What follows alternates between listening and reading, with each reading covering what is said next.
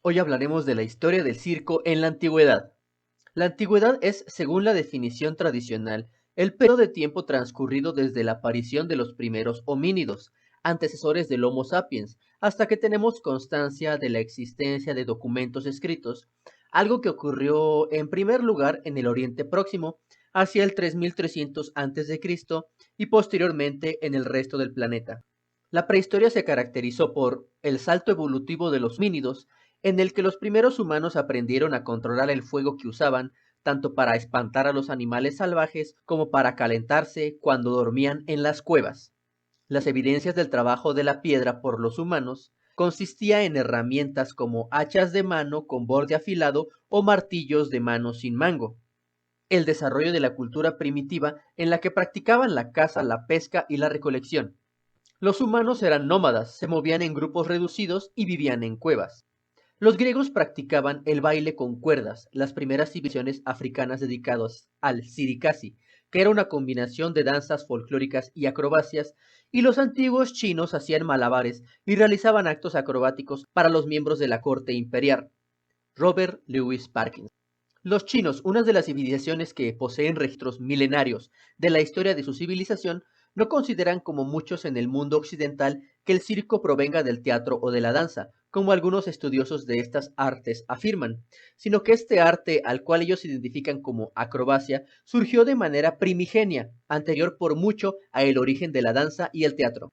Si aceptamos la tesis de los historiadores chinos en cuanto a que los primeros acróbatas fueron los cazadores más hábiles, situando así el origen de la acrobacia 5 milenios antes de nuestra era, si el primer acróbata fue un cazador superdotado que utilizó su flexibilidad, habilidad o fuerza para efectuar una maniobra difícil, pronto debió comprender que para continuar sorprendiendo con su proeza, debió de emprender el camino, a fin de renovar continuamente su público. Dominique Moucler, 2003, página 9.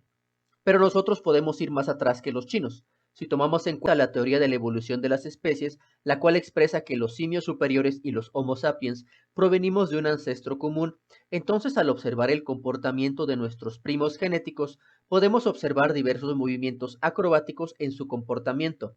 La danza y el teatro requieren capacidades mentales superiores por su naturaleza, pero la acrobacia en nuestros primos refiere que las actividades o habilidades acrobáticas surgieron antes que el teatro y la danza. Para comprender el origen del circo o la acrobacia en la cultura china, debemos hablar de un personaje, el emperador amarillo, también conocido en Occidente por su nombre chino, Huangdi. Es una de las figuras más importantes de la mitología china. Huangdi, uno de los 5 emperadores, reinó según la tradición desde el 2698 al 2598 a.C. Se le representa como conquistador, juez inmortal, dios de la montaña Kunlun y del centro de la tierra, considerado como uno de los iniciadores de la civilización china. En el libro chino Historia imaginaria de los acróbatas de Gu Qiao, durante una invasión cuando estaba a punto de perecer, este emperador llamó a uno de sus generales, Li, y le pidió que acudiera a reclutar unas tribus aliadas, atravesando un bosque. El general emprendió el camino, anduvo durante un gran número de días a través del bosque y finalmente se perdió. Tras vagar extraviado durante 2 jornadas, el militar se topó con 2 carboneros que le recogieron en su cabaña, salvándolo así de perecer de hambre y fatiga. Para agradecer la ayuda que le prestaron, Li, una persona capaz de partir una manzana en 2 partes con un solo golpe del sable, hizo demostración de sus habilidades. Los carboneros no habían visto jamás nada igual y rogaron al militar que se quedara en el bosque con ellos a fin de entretenerlos. El general aceptó la propuesta y fue así como las habilidades militares con el sable, tiro de precisión, uso del lazo y lanzamiento de cuchillos se convirtieron en parte del repertorio circense.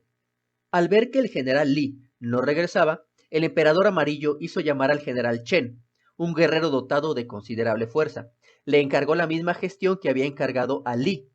Chen emprendió la ruta, dejando a un lado el bosque y atravesando los terrenos pantanosos que rodeaban el campamento del emperador, pero se perdió y fue socorrido por unos pescadores de anguilas. Para agradecer su ayuda, el general Chen transportó sobre sus hombros una chalupa con 12 marineros, sus remos, el áncora y las velas. Después hizo malabares con calderos de bronce, un número que tuvo mucho éxito. Los pescadores rogaron al general Chen que se quedara con ellos para que les enseñara sus mejores trucos. De este modo, los feudos de feria y los malabaristas se unieron al mundo de los acróbatas.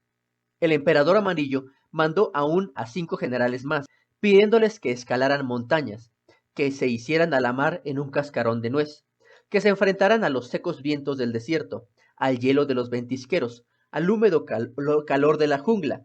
Los 5 generales que sabían hacer juegos malabares con jarrones, plegarse en 4, mantenerse en equilibrio apoyados sobre la cabeza, domesticar lobos y osos, hacer reír con sus muecas a los hipocondriacos y melancólicos, abandonaron el palacio imperial y no regresaron jamás.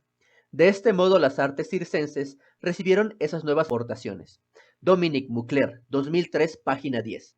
Lo que podemos sacar de manifiesto de este párrafo es lo interiorizado que está el circo, o mejor dicho, la acrobacia, en la cultura de una nación, y no cualquier nación, y no me cansaré de recalcar, una que tiene más de 3000 años de historia escrita de su evolución. No cualquier civilización tiene a la acrobacia y sus artes derivadas en su mitología de la creación. Esta leyenda ilustra cómo el acróbata en un principio no podía ser sedentario. Para encontrar nuevos públicos a quien deleitar, estaba obligado a viajar sin cesar porque la cualidad principal de la acrobacia y de cualquier otro arte está en la sorpresa. Dominique Moucler, 2003, página 10. Y es verdad que el artista circense tiene una desventaja, el desconocimiento que tiene el público del gran esfuerzo y los años de práctica que conllevan aprender y ejecutar habilidades circenses, y cuando ven algo nuevo, dejan de tener interés en tu trabajo.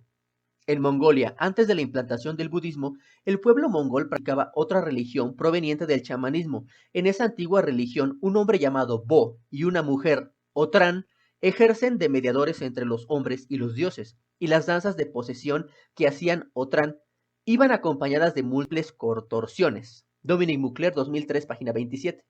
Mongolia, uno de los países que ha exportado al mundo una enorme cantidad de contorsionistas de muy alta calidad.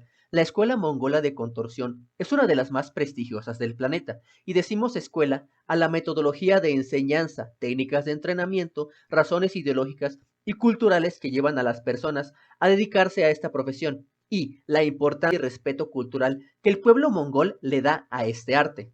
En la India, si a los chinos se les atribuye la intervención o invención del equilibrio sobre una cuerda, los pueblos hindúes eran ya célebres hace 4000 años por sus contorsionistas, originalmente practicado por niñas pertenecientes a clases inferiores.